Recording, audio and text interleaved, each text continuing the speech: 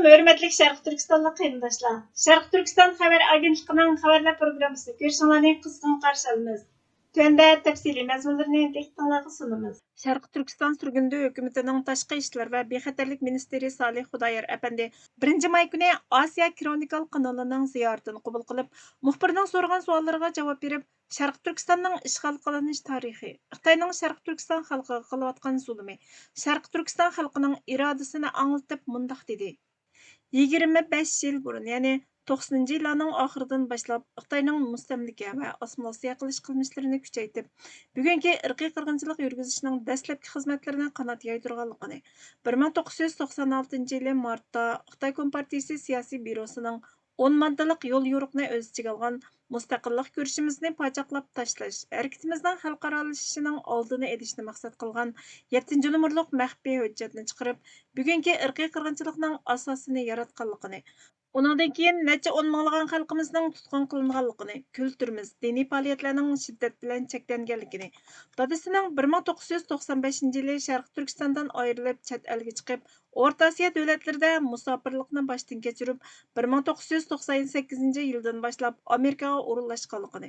2 yil o'tgandan keyin siyosiy musofir sifatida panohlik tilab Amerikaga o'rinlashib, oilasi bilan jam bo'lganligini, Amerikaga kelgandan keyin dadasining o'zini vatanning qutulishi, xalqning hurlikka chiqishi uchun xizmat qilish ideyasi bilan tarbiyalab yetishtirganligi va dadasining bu tarbiyasidan mamnunligi, 2016 yiliga kelganda vatandagi cho'ng oilasidan nurg'ulg'an tuqqanlarining to'planib turma va jazo lagerlariga qamalganligini, 2017 yiliga kelganda oilasidan 100 dan ortiq kishining qamalganligini, bu ahvolga sukut qilishning Xitoyning qilmishlariga sherik ma'nosida keladiganligini, Sharq Turkistonning mustaqilligini asliga keltirish orqali irqiy qirg'inchilikni to'xtatish uchun yosh Uyg'ur, Qirg'iz, Qozoq qatorliq Turkiya xalqlaridan tashkil topgan Sharq Turkiston Milliy Uyg'unish harakati tashkilotini qurib chiqib, texmo aktiv va kuchli ovoz chiqargan muhit shakllantirib, diasporani jonlantirganligi, 2019 yiliga kelganda muajiratdagi xalqimizni yetaklab ketalaydigan qobiliyat bo'lganlikdan hukumatdagi a'zolarning bosh ministerlik vazifasini ustiga olish taklifi berganligini, o'zining huquqiy intilish xohishining yo'qligiga qaramay bosh ministr saylanganligini, 2023 yildan boshlab Sharq Turkiston surgundi hukumatining tashqi ishlar va bexatarlik ministri bo'lib saylanganligini, yanala Sharq Turkiston Milliy Uyg'unish harakatiga boshlamchilik qilayotganligini, jazo lagerlarining ahvoli, ya'ni Xitoyning tarbiyalash markazi deb ism qo'yib olgan jazo lagerlari asosiy qurilish xizmatining asosining 2013 yili boshlanganligini, Xitoyning sizdirilgan hujjatlariga qaraganda Google xaritasidan ma'lum bo'lishicha, 2012 yili bo'sh qolgan yerlarning 2013 va 2014 yillarda tamoman egiz tomlar, sim qo'rshovlar bilan qo'shilgan turmaga o'xshaydigan jazo lagerlari qurilishi bilan qoplanganligini, soqchilar nazorat qiladigan munorlarning borligini, to'limi afsuslanarligi, insonlar bu lagerlarda yo'qolib ketganda qayta ko'rgili bo'lmaydiganligini, 4 nafar tuqqanining lager va turmalarda o'lib ketganligini jazmlashtirgili bo'ladiganligini,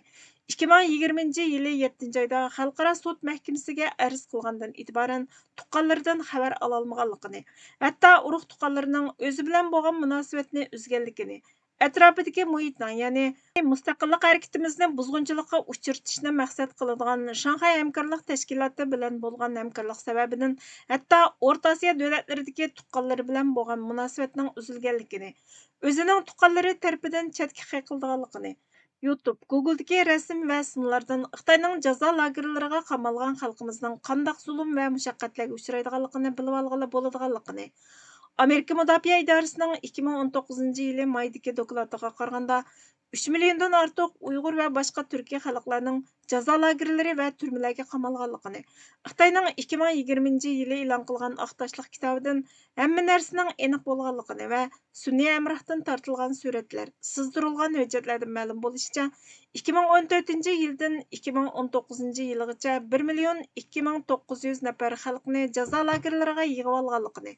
7-8 yildan buyon 7 million 800 ming nafar xalqning qamalganligini, jazo lagerlaridagi va turmalardagi xalqimiz duch kelayotgan organlarini sug'urib olishni o'z ichiga olgan chekidan oshgan zulmni, Xitoyning bu qilmishlarining Birlashgan Davlatlar Tashkilotining irqiy qirg'inchilik ahdnomasida belgilangan irqiy qirg'inchilik ekanligini, Xitoy atalmish qonunsiz tug'ishni cheklash uchun 300 mingdan ortiq ayollarni tug'mas qilayotganligini, 3.700.000 Şərq Türkistanlıq bovaqның öldürülgənligini, 1989 yildan 2009 yilgacha 3.700.000 bovaqның tug'ilishini cheklaganligini, buning sabablari Şərq Türkistanni qonunsiz ishg'ol va mustamlika qilib olganligi, Xitoyning maqsadining xalqimizni tamoman yo'q qilish ekanligini, Xitoyning 1949 yili Şərq Türkistanni ishg'ol qilib olganligini, o'zining doklatiga qaraganda xalqning dushmani deb atab olgan 150 mingdan ortiq xalqimizni yo'qotganligini, Xitoyning Sharq Turkistonni ishg'ol qilish uchun avatilgan Wang Jun otliq generalning Mazdunga Uyg'urlarning avarchilik tug'diradigan millat ekanligini va ularni yo'qotishning zarurligini yozma shaklda aytganligini, Maning buningga qo'shilib yo'qotishga uyg'un vaqtning kelishini kutishga buyurganligini, Xitoyning bu kun tartibidan voz kechmaydiganligini, bugünkidek kuchaygan vaqtda terrorizmga, aksil inqilobchilarga va etnik millatchilarga qarshi turish bahonasi bilan 1950 yildan boshlab 1998 1999 yilgacha xalqimizga qarshi kurash elib borganligini, dunyoga bizni oshqun terrorchi qilib tunutib, 2001 yilga kelganda dunyoning har qaysi joylaridagi davlatlarning reallikni inchiki kuzatmay turib, terrorlik oshqunlikqa qarshi kurash qildim deb Uyg'urlarga qarshi kurash qilganligini, millionlab ayol va bolalarning qamalganligini, xalqimizning mustamlika va ishg'oliyatga qarshi o'z taqdirini o'zi belgilash uchun kurash qilayotganligini, Xitoy qo'ygan Xinjiang degan ismning yangi yer degan ma'noda keladiganligini, 18 asrgacha vatanimizning nomining Turkiston yoki Sharq Turkiston deb atalganligini, nüfus qurilmasini o'zgartib o'tganligini, yangi ishg'ol qilinganda turk xalqining nüfusining 9 million bo'lib, turk nüfusining 95%ni egallaydiganligini, 2%ni Xitoy askarlari egallaydiganligini, ya'ni 200 ming Xitoy askarlarining Sharq Turkistonni ishg'ol qilish, bo'ysundirish uchun Sharq Turkistonga avatilganligini, 2014 yilga kelganda Sharq Turkiston nüfusining 58-59%ni tashkil qilganligini, ayni chog'da ishg'ol qilishga kelganda 2%ni egallagan nüfusning bugungi kelganda 30% ning atrofida nisbatni egallaydiganligini, Xitoyning Sharq Turkistonning shimoliy qismini ko'proq bo'ysundirganligini, azaldan mustaqil bo'lgan oldingi asrda 2 qatim mustaqilligini e'lon qilgan Sharq Turkistonning mustaqil davlat bo'lishga tamoman haqli qonunliq ekanligini, xalqimizning qutulishi hörlikka erishishining birdan-bir yo'lining Sharq Turkistonning mustaqilligini asliga keltirish ekanligini, Hindistonning do'st davlat ekanligini, hozirgacha birormi zulmdan qochgan biror Uyg'urni qaytarmaganligini,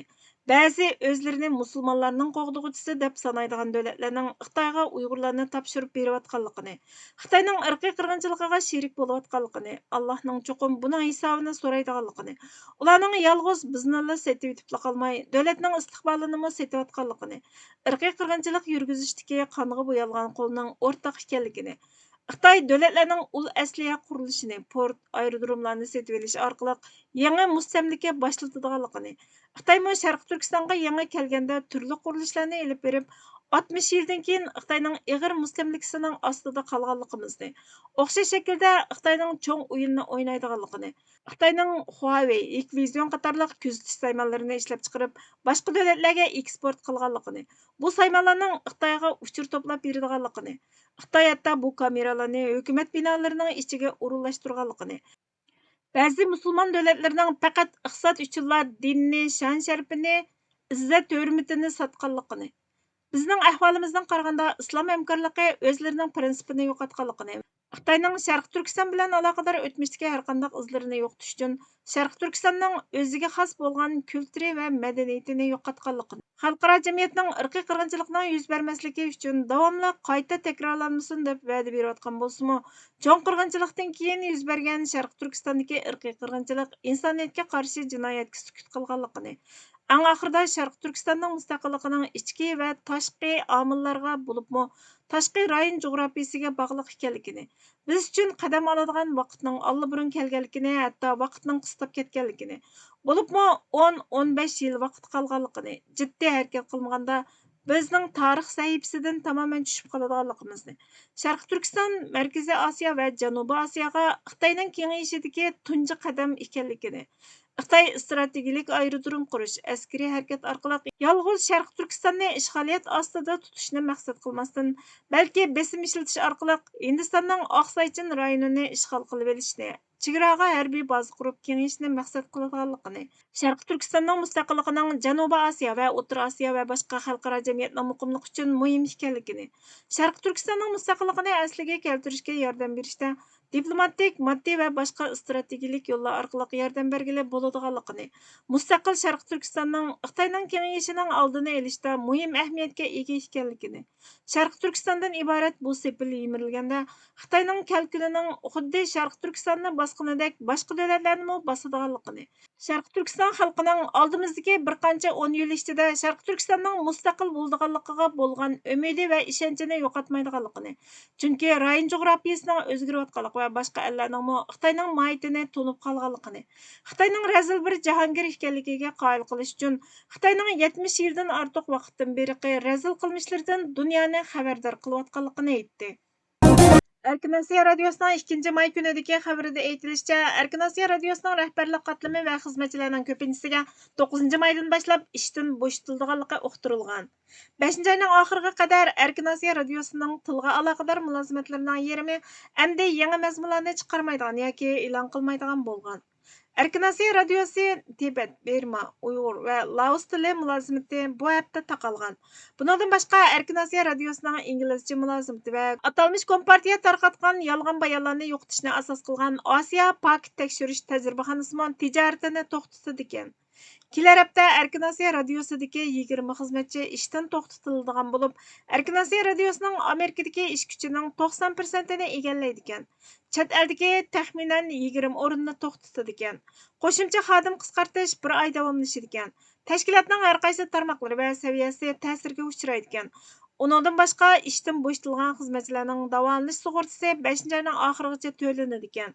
3-oyning 15-kuni Amerika Yer shari axborot agentligining yordam berish kelishimi bekor qilingan. Erkin Asiya radiosi Amerikada turishli xizmatchilarining 4/3 qismiga haqsiz ruxsat qilgan. Chet eldagi o'digarlarning ko'p qismini ishdan bo'shatgan. Adliya tarmoqlari oldingi hafta Erkin Asiya radiosining yordam kelishimi va mablag' iqimini asliga keltirish qaroriga norozilik arz sunib, O'rta Sharq radio to'rining mablag'ini davomli tutib qolishga unumlik yo'l qo'ygan. Sharq Turkiston surgundi hukumatining tashqi ishlar va bexatarlik ministri Salih Xudoyor apandi Erkin Asiya radiosi Uyg'urcha bo'limi hech bir vaqt tahrirlikda mustaqil bo'lib boqmadi. U Dunyo Uyg'ur qurultiyi va uning tarmoqlari tarafidan kontrol qilingan bo'lib, mustaqillikni tashabbus qiladigan Sharq Turkiston ovozini jimiqtirish, haqiqiy va boshqacha fikrlarni bo'g'ish rolini o'ynab keldi. Biz Trump hokimiyatining Xitoyning tashviqotiga qarshi turish uchun uni haqiqiy betaraf supa bilan almashtirishni talab qilamiz dedi. Ey Rabbim, xohlagan bo'lsang ularni va meni burunla halok qilgan bo'latding. Aramizdagi ahmoqlarning qilmishi tufaylidan bizni halok qilamsan. Bu faqat sening siniqingdir. Shu orqali xohlagan bandangni gumrohligida qoldirsan, xohlagan bandangni hidoyat qilasan. Sen bizning egimizsan, bizga mag'firat qilgan,